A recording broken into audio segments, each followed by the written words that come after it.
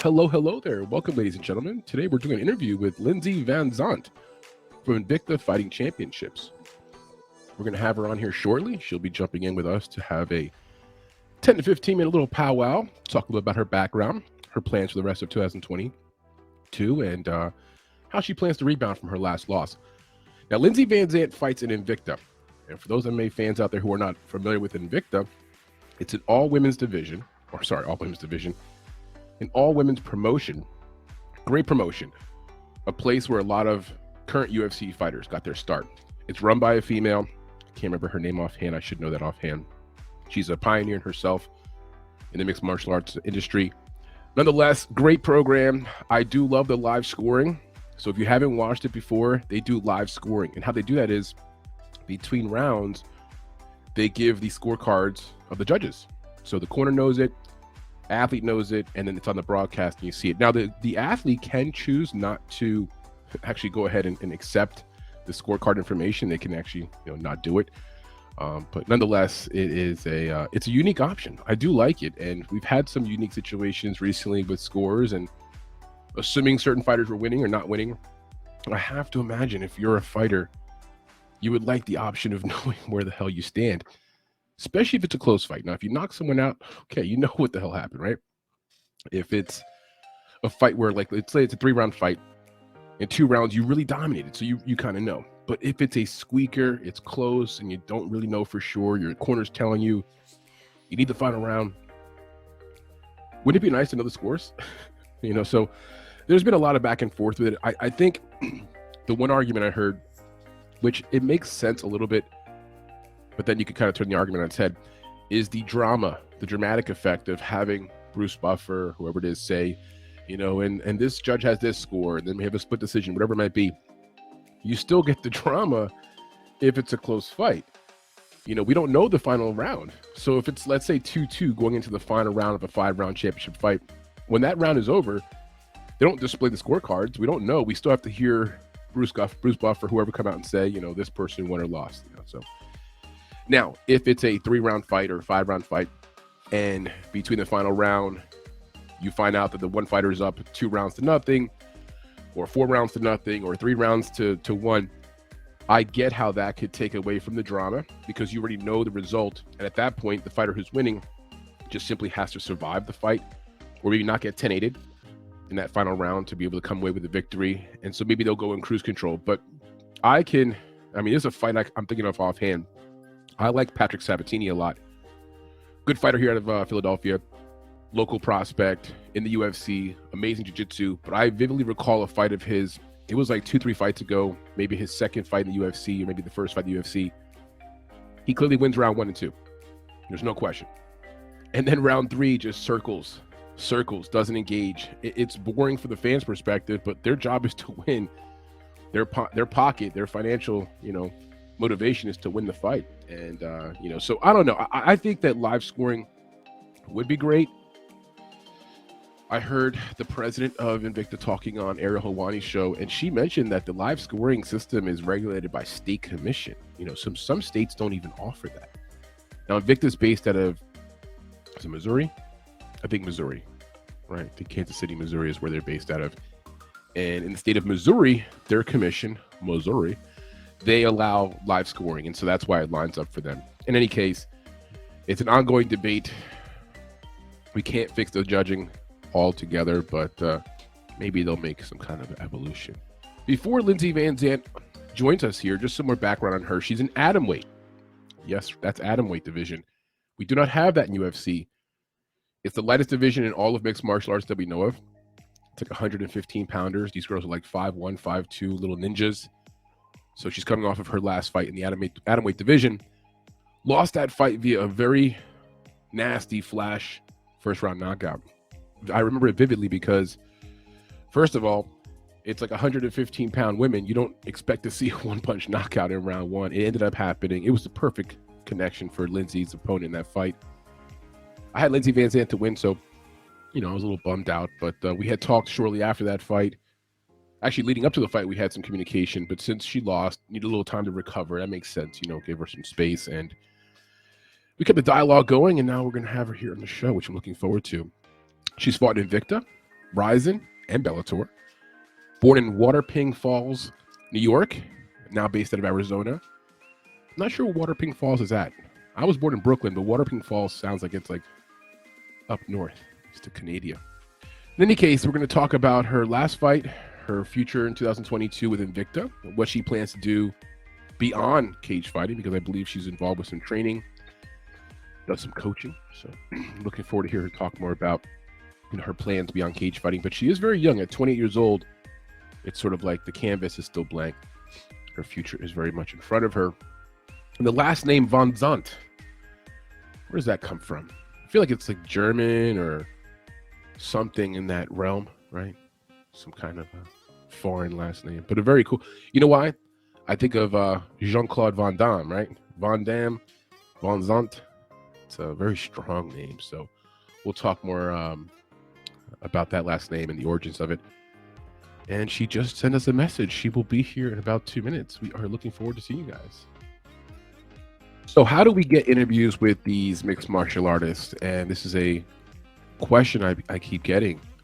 I'm happy to tell you how I do it. It's nothing secretive. There's no rhyme behind the reason, right? It's just persistence.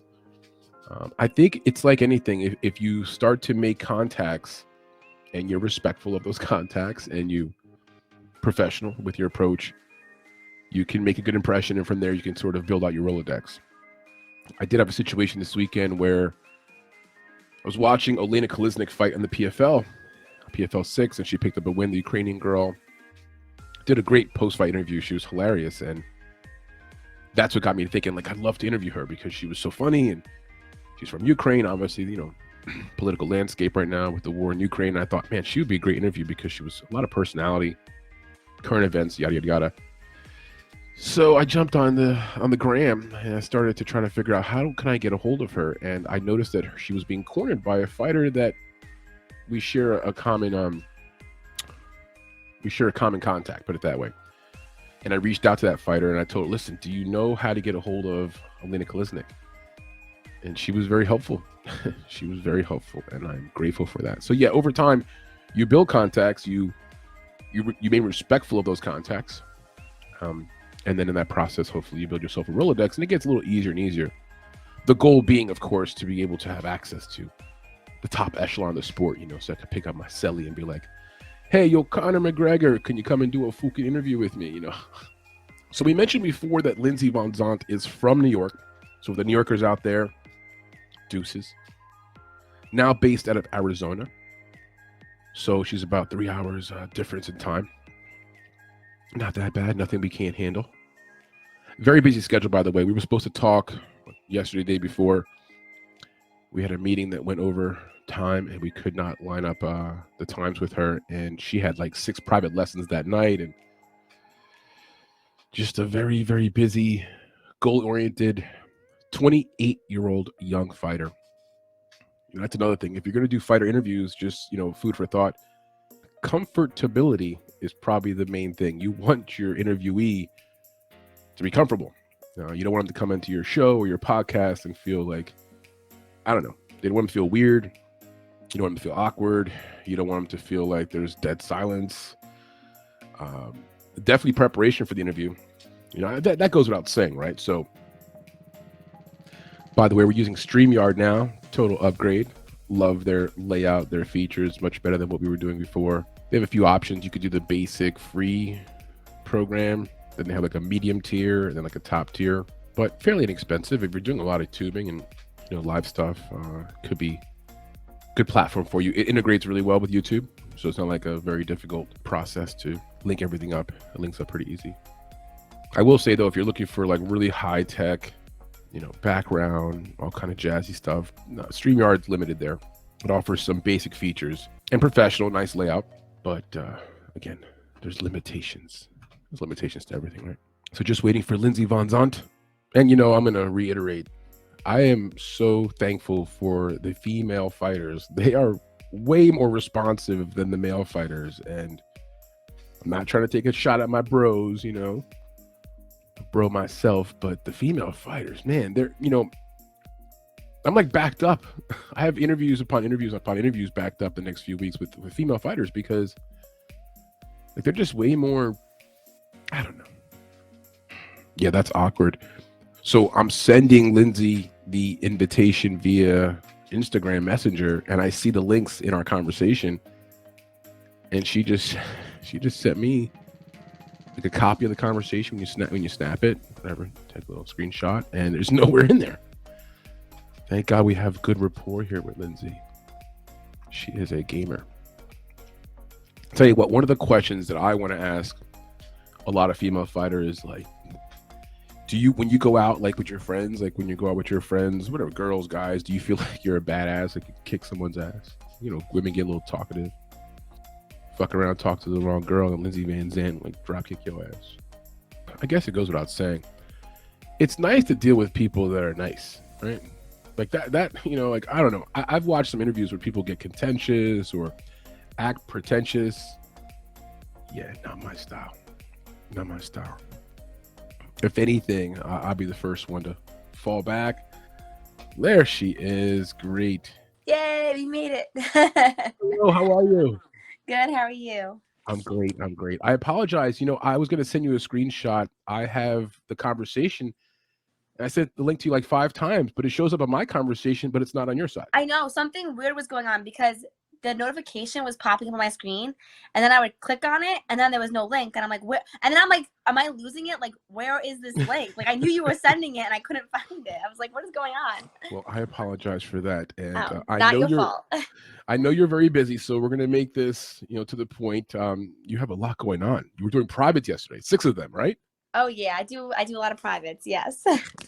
So talk to me more about that. What's life like for you outside the cage? You know, we know you from Invicta and Bellator and fighting in some good promotions, but who are you outside the cage? What do you do day to day?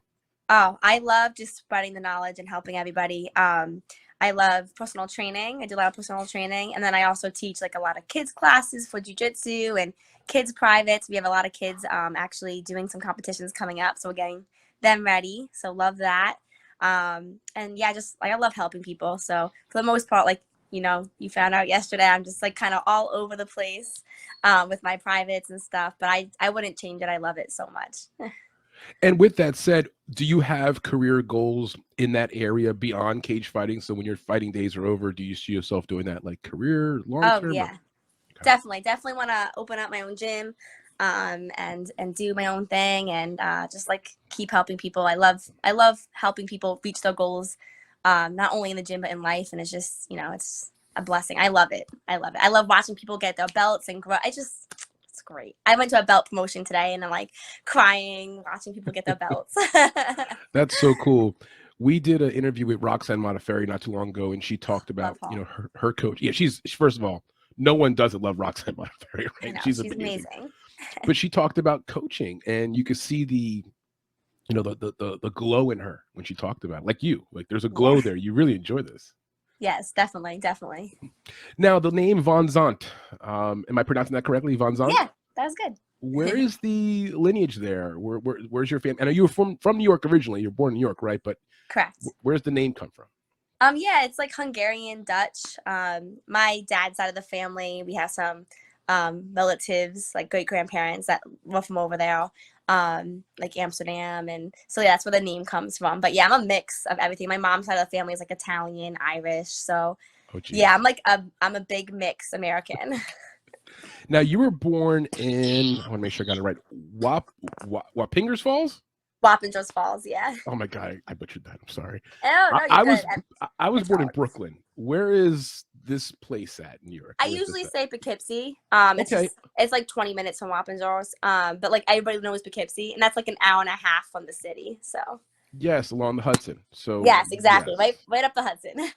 My wife and I, we have 2 kids. We lived in Lower Manhattan when we had our son.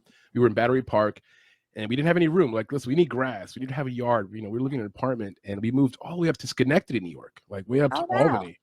And that was nice, but then we got so bored. There was nothing there, so we moved back down to like the Northeast. But or Northeast is still up there, but we moved down next to Philadelphia. So okay, cool. I'm familiar with the Poughkeepsie and the Hudson and the Amtrak and that ride. It's oh yeah, nice scenery. Nice scenery. It really is nice. I always tell everybody to visit in the fall. Yes. No, I mean, listen, it's worth the price of admission. If you take that Amtrak trail or whatever along that Hudson River, It's you wouldn't beautiful. think of it. You're from New York, like I'm from New York. And if you're from New York, you know that it's not just New York City. There's this whole Yeah. damn big state. Yeah, everybody always just says, "Oh, you're from the city," and I'm like, "No, like an hour and a half north. Like there's still a whole other part of the state." Yes, upstate can be like another state. Yeah, I'm like, it's still a state, It is, right?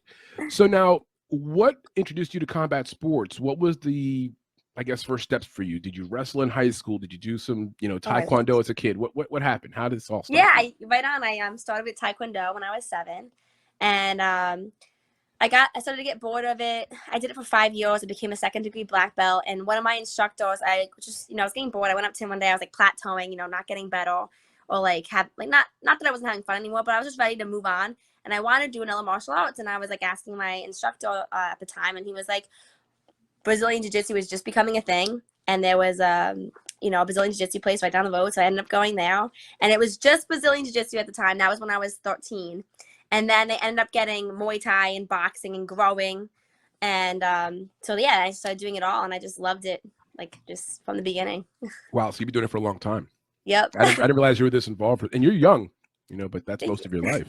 Yeah, no, I'm gonna be 29 in August, and it's crazy. Yeah, I have to count now how many years when people ask me. I'm like, oh, I don't know. Hold on.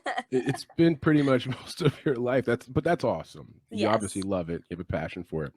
Before I get to the next question, I have to ask this because you're a female fighter.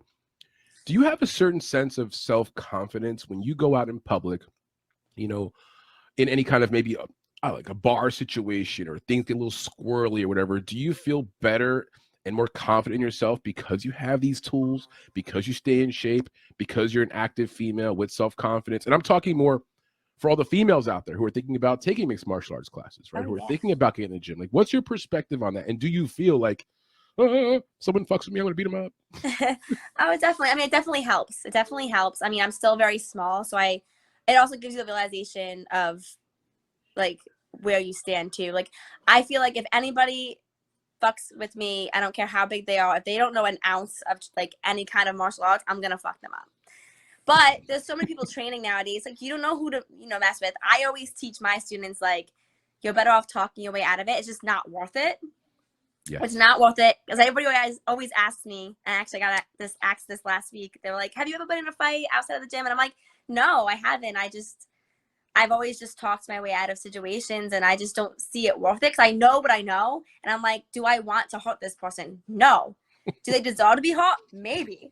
But like, should I go there? Because like things happen. What if I hit this person and they hit their head on something hard and then they freaking die? Like I would have to live with that for the rest of my life. And even though they were like deserved it, do they deserve to die? No. But like that kind of thing happens. Like you just, you don't want to. I don't think it's worth it. You're right. And my mother, she was a criminal investigator for years, and she did a lot of, assault crimes, whatever. There was a case where a guy was in a fist fight in the street. He punched the guy in the head. The guy fell down, hit his head in the curb, and died. Yeah, I mean, it's and just like that, going from 1 minute having a street fight, simple disagreement over some nonsense, something that wasn't worth it. Wasn't worth it. Yeah, it's so true. Young people need to be taught that, like, you got to live to fight another day. Move on. It's not that big of a deal. Not worth it. When things settle down and you really think about it, it's like, what are you even arguing over? It's not anything big usually, so it's not worth it. Gotta let it go. Now, your last fight. We don't have to get too far into it because it's a loss, and we don't like talking about losses, but gotta face them, man. You do, right? You gotta face them, and you're the kind of person where you obviously face adversity head on. It was a flash knockout, in my opinion, because at 115 pounds, that division, the atom weight, you don't really see first round KOs like that. She caught you with the perfect freaking shot, perfect shot. What was the last thing you recall? And what was the first thing you recall after coming up from this shot? I was about to level change the takedown. That was what I remembered. And then all of a sudden I was like, oh my God, what happened? Yeah. What is it like also coming back from being knocked out? Most people don't know what that's like. What's that phase like? Is it confusing? Yeah. Is your coaches sort of talking you back to like, consciousness? I mean, I feel like everybody's experience is probably different, but for me, I was like, well, I realized what happened after, and I was like, oh shit, okay. And it took me a couple of days to watch it because it's hard. Like you're like, Yeah. like, but once I came back, I was just kind of like, well, you just kind of get really upset because it's just like you train so hard and you make it there. And I went through a lot to get to that fight. And looking back on it now, I probably shouldn't even have taken the fight. If everybody that was with me knew what was going on in my life, they would have been like, why the frig did you still take the fight? But it's no excuse. Like everything, I always believe that everything that's supposed to happen is meant to happen, and that happened for a reason. And yeah, no, I don't regret it at all, but it definitely looking back, I'm like, there was so many signs where I was like, Lindsey, don't take the fight, because I had a really bad concussion. Ooh. Last August, so it's gonna be a year coming up that I had a really bad concussion. It took me 8 months to even do any kind of training. So when I took the fight, I was just cleared to actually go back just to training, let alone sparring. So I was like a month and a half out when I got the offer the fight, and my coaches were like, "Oh, you're not gonna be ready. I wouldn't take it." And I'm like, "No, like it'll be fine." Like I was just so excited to train again and like get back in there. Because for me, I thought almost I'm like, oh my god, it's gonna be almost a year. Like I have to fight again. But did I really have to fight again? But anyway, looking back on it, but it was cool because I went through a lot of emotions before the fight camp, and when I was walking out for the fight, I didn't realize how emotional I was. Like I was like walking out to the fight and I was like tearing up because Oh no, I was told I wasn't gonna fight again. I wasn't ever gonna fight again. So for me to like make it there again, I was like, I'm healed. Like, oh my god, I'm like crying. And so like walking out, I'm like, oh shit, like I didn't go through all the emotions still. You know what I mean? I'm like, oh shit, like don't cry now, Lindsey. You have to get in the cage and fight. Like now knowing that, what's your status for the rest of 2022? Have you completely recovered from all of this? Do you need more time, or whatever you want to share with us? Let me put it that way, because I don't want to. Yeah, of course. Don't give up your secrets. You got to keep these. No, I don't have any secrets. I'm an open book. I'm here to share. I think it's great for people to know all sides of fighting, because like you said, like most people just don't even know what fighters go through. And like I said, getting to that fight was crazy. I have so many details I could share, which I might start a blog soon just to share, because I think it will help other fighters coming up understand more and help them. They still have to go through their own process, but like just kind of help them. But yeah, no, coming up, I think I'm going to take some time off. Not from training or fighting. I can't risk getting hit again. I took a full month off after that fight, and I went back to jiu-jitsu, and I was like, I'm going to train for jiu-jitsu competitions. I'm going to get my black belt, and I'm going to start training for these competitions, because jiu-jitsu is huge now and it's freaking dope. And I'm like, I'm going to do that now. So in my head, I'm going to try to take like a year or two and just focus on jiu-jitsu, and because it's a little safer. But after a week, even just training jiu-jitsu, I got kneed hard in the jaw. Just being in top side control, I got kneed in the jaw, and it like rocked me, and I had symptoms for like 2 days. Wow. And I'm shit, man. Like, I think it's like the universe telling me, hey, you really need to just drill. Don't go live for a while. Just drill, spread the knowledge. So I've just been focusing on coaching, and again, like trying to get better and coach better and just give back right now. And then once I feel like my head has gotten a break, even just from jiu-jitsu, like going live, which I'm already getting the itch to go back already. It's only been like 3 weeks. But I'm like, I need to go back. I want to go back so bad, but it's hard. Honestly, the hardest part about being a fighter is like trying not to get injured and controlling yourself from like when you need to take time off, because it's so hard to take time off because you love it so much. So it's like, that's been the hardest thing for me, and probably most fighters, when you have an injury, is to stay off the mats. Don't make it worse.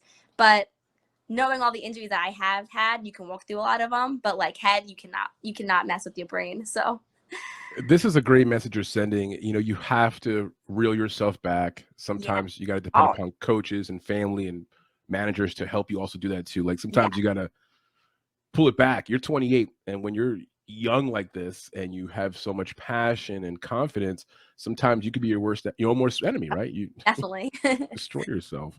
Definitely. Well, good luck with also recovering, because I think it's important. You can train BJJ. You can limit the amount of contact. You're so young. There's no need to push this thing too hard. Take some time away from the striking, improve your ground game, and then come back in a year or two feeling better. And if you never come back to striking, then that's okay too, because it's your brain, dude. Like I want to be able to like, and it's like a reality check too, because like all I have done is fighting, and I know I still have a lot more to offer the world other than fighting, but it's like, when that's all you kind of like go into panic mode a little bit, and everybody talks about it, is like, what are you going to do after you're done fighting? And I know that I can open my own gym and all that stuff, but I just like, it's hard. I know I'm not done yet. And like you said, I'm still young. So if I take 2 years off, I can come back at 31 and still make a run for it. So Absolutely. that's Absolutely. cool. Live scoring. This is like this hot debate, let me first of all get it off my chest. Number one, I love women's mixed martial arts. I learned about it the same way most people do. Like, you first start off watching some kind of UFC, Bellator thing, and then you find some women on the promotion, some lower level prelim stuff. And at first you're like, oh, it's women. They can't do much to each other. And then little by little you start learning, wow, their technique is just as good. They're just as capable of finishes. Their submission ability is amazing. You start falling into more of that world. And then you find Invicta. And I'm like, holy shit, it's Invicta. Yeah. It's only women. Like, this is great. Yeah. And they have got live scoring. And so I feel like I'm in the minority here. I love the live scoring. I think it's great. I wish we could have it in all the different promotions, but not everyone agrees. What's your thought on that? How do you feel? Do you like it, not like it? Do you think it's going to spread? I don't think there's anything wrong with it. I think it's good. I mean, the rounds happen so fast anyway. Like, when you're in the corner, like, I know Invicta has it, but I've never seen the live scoring. It's for the coaches. And so, like, even like the first time I was actually on, I think, the second card that they had it on. And, like, it happened so fast you didn't even realize. And then, like, finally, like, oh, we get the live scoring. And so I think it helps to know where the judges are at. But I think the bigger issue is just having better judges and training the judges better, and also fixing the whole scale of the system anyway. Like, I think that's the real problem, is that no one really knows how it's scored. The judges are not, I mean, I don't know, like, what training they go through to be judges, but I've been in a lot of... Did you happen to see the PFL last night? What was last night? PFL number 6 was last night. Okay, so I will fill you in. Martina Moknakina, I believe is her name. Martina Moknakina. She fought against Abby Montes. Abby Montes was the Spanish girl from Mexico who beat Clarissa Shields last year in PFL. That was her claim to fame, right? In any case, it goes to a split decision, right? That's okay. It's going to happen sometimes. But the problem is, it was 30-27 in all 3 cards. So how split decision? How does that work? They had two had it 30-27 for one, and the third one had it 30-27 for the other one. Yeah, I'm like, what are we watching here? It makes no sense. And then sometimes when you think it should be a split decision, it's a unanimous decision. And you're like, what are you guys looking at? Like, it's just crazy. It's too arbitrary, in my opinion. It's too, like, I'm not trying to say it should be like basketball or baseball, like you score, run. I get it. It's mixed martial arts. It's a combat sport. It's like figure skating or gymnastics. There is some judging to be done. But damn, how can we have one judge with 30-27 for one fighter?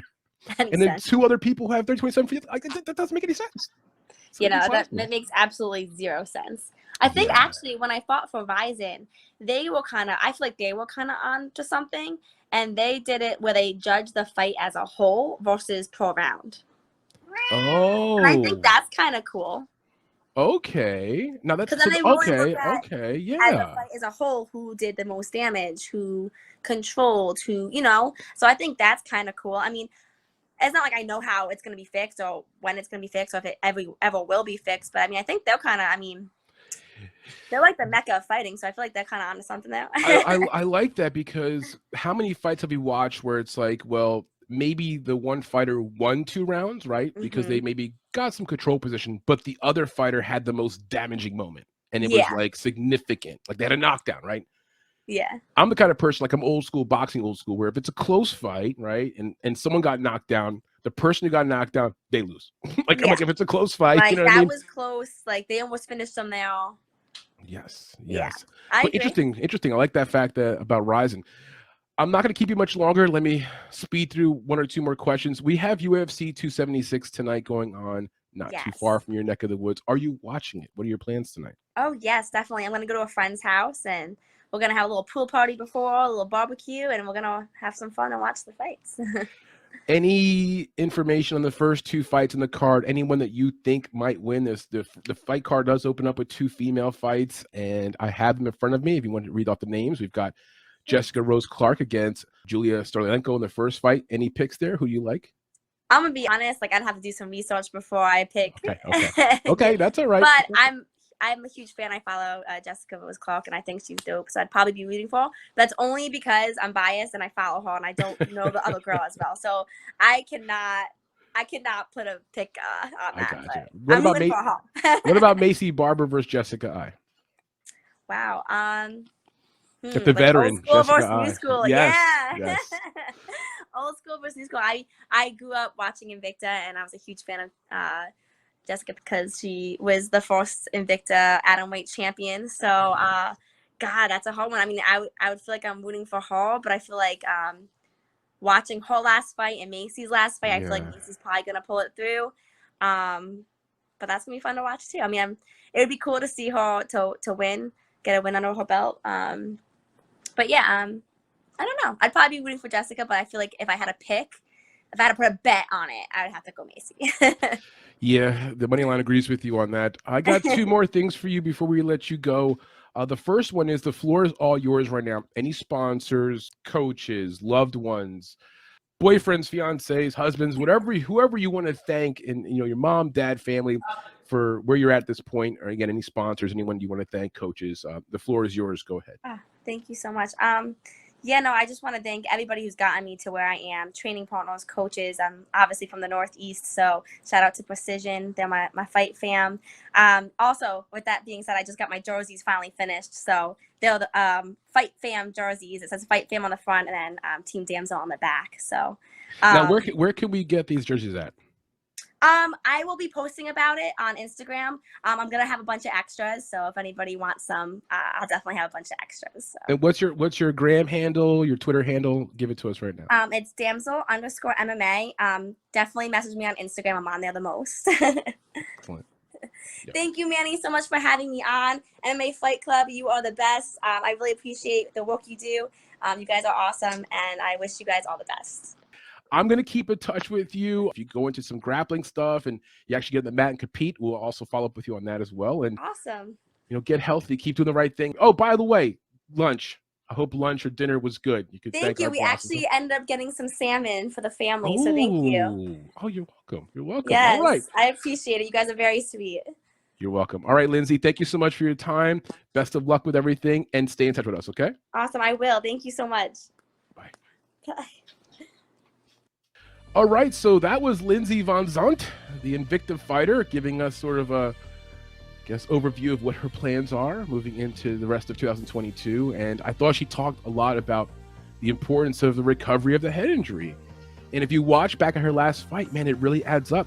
She gets knocked down in round one, super duper early, 115-pound, right, division, super light division of girls, and a flash knockout. Why? Well, the lead up. She tells us the story. She had a bad concussion in her prior fight, didn't completely recover from that, and still kind of going through that process of recovering.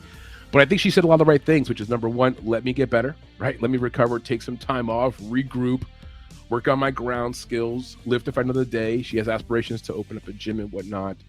So a lot of good lessons there, and another great young female fighter with 20 years old. The future's there for her.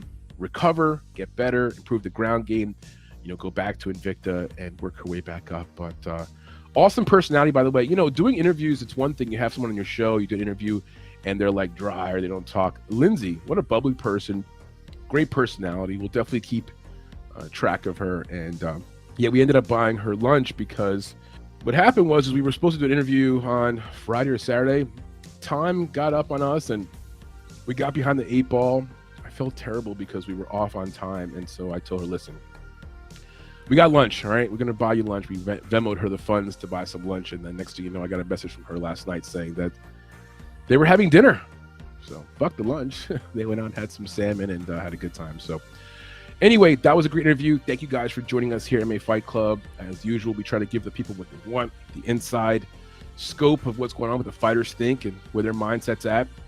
And I want to give a special thanks again to Lindsey VanZandt for her time, busy fighter, great young lady, and all thanks all around. So with that said, guys, we're going to wrap it up right here. We'll be with you guys again soon. We'll be back this week with some UFC Vegas 58 breakdowns and some more chatter. At least one more interview at some point this week will be coming up. But That's it for today, guys. Have a wonderful, this is Saturday. It's UFC 276 day, and enjoy the fights. Have a wonderful time, and we'll see you guys soon. Deuces.